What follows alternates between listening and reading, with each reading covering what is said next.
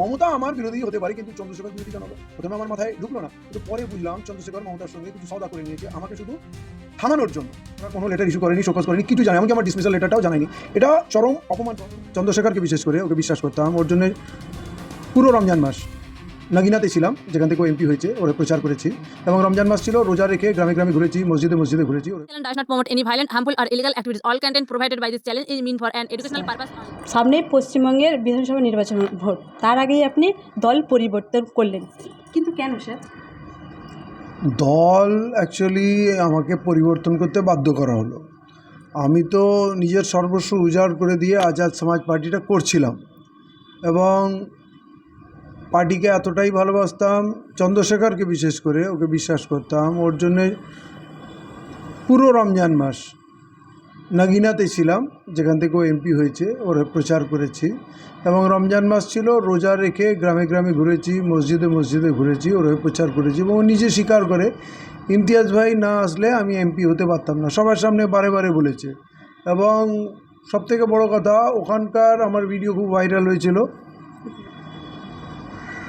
এখানে যে বাংলায় দল করেছি, এতে কারো কোনো অবদান নেই, চন্দ্রশেখরের কোনো অবদান নেই। আমি নিজের শক্তিতে এবং আমার যারা সতীর্থ আছে তাদের নিয়ে এখানেই দলটাকে জনপ্রিয় করি। এখন তো অন্তত আজাদ সমাজ পার্টির চর্চা হয়, লোক নাম জানে, এমনকি মেন স্ট্রিম মিডিয়াতে এসছে। এখানে অ্যালায়েন্স যেটা হলো সেটা আমি কোঅর্ডিনেট করলাম এবং তাতে প্রায় 5খানা সিটের প্রস্তাব ছিল, সেটাও তারা জোটসঙ্গীরা মঞ্জুর করলো। তাহলে এটা একটা অ্যাচিভমেন্ট। এবং ফারাক্কায় আমরা খুব শক্তিশালী। ইলেকশনের মুখে হঠাৎ 22 ফেব্রুয়ারি রাত্রে ওরা টুইটার হ্যান্ডেলে, ওদের আজাদ সমাজ পার্টি টুইটার হ্যান্ডেলে ডিক্লেয়ার করে দিল একটা চিঠি দিয়ে যে পশ্চিমবাংলার প্রভারী মানে ইনচার্জ সমেত রাজ্য কমিটি ভেঙে দেওয়া হলো। এটা অবাক করা কাণ্ড যে কোনো দলে আমাকে কোনো শোকজ না করে, প্রশ্ন না করে ডাইরেক্ট আমাকে ডিসমিস করা হলো এবং সেটা টুইটার হ্যান্ডেলে দেওয়া হচ্ছে, সেখান থেকে হোয়াটসঅ্যাপ গ্রুপে ঘুরছে। মানে পুরো দেশে একটা প্রচার চালানো হলো, কিন্তু আমি জানতে পারলাম না যে আমাকে সরানো হয়েছে। এবং এখনও আমাকে সরাসরি ওরা কোনো লেটার ইস্যু করেনি, শোকজ করেনি, কিছু জানায়, এমনকি আমার ডিসমিসাল লেটারটাও জানায়নি। এটা চরম অপমানকর। তারপরে আমি কথা বলার পর জানতে চাইলাম এটা কেন করা হলো, ওরা কোনো সদুত্তর দিতে পারেনি, আমার কোনো ফল্ট দেখাতে পারেনি।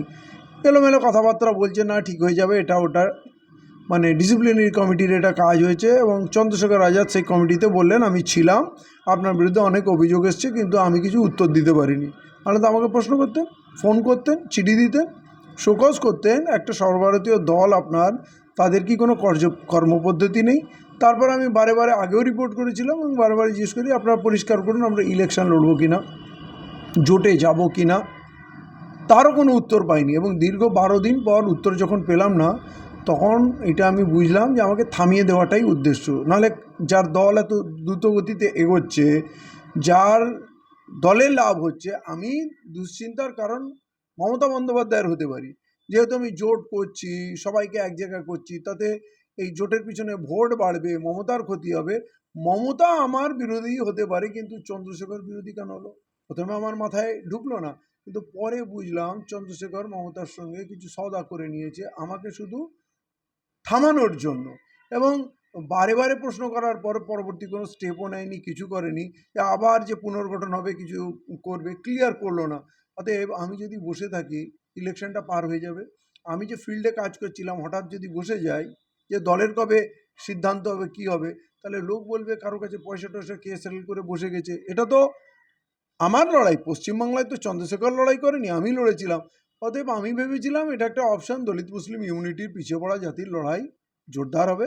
কিন্তু যখন এতে আমি ধোঁকা খেলাম, তখন অলরেডি চতুর্দিকে টুইটার হ্যান্ডেলে খবর, হোয়াটসঅ্যাপে ঘুরছে এই চিঠিটা যে আমাকে সরিয়ে দেওয়া হয়েছে। বিভিন্ন দল থেকে প্রস্তাব আসলো।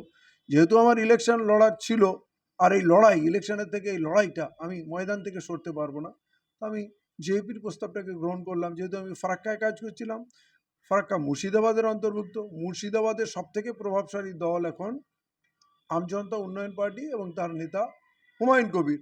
অতএব তার হাত ধরলে আমার কাজটা সহজ হবে এবং আমি এখন যথেষ্ট শক্তিশালী হিসাবে কাজ করছি। এটাই উদ্দেশ্য ছিল, আমার লড়াইটা যেন আমি টিকিয়ে রাখতে পারি, আমি যেন বাড়িতে না বসে যাই।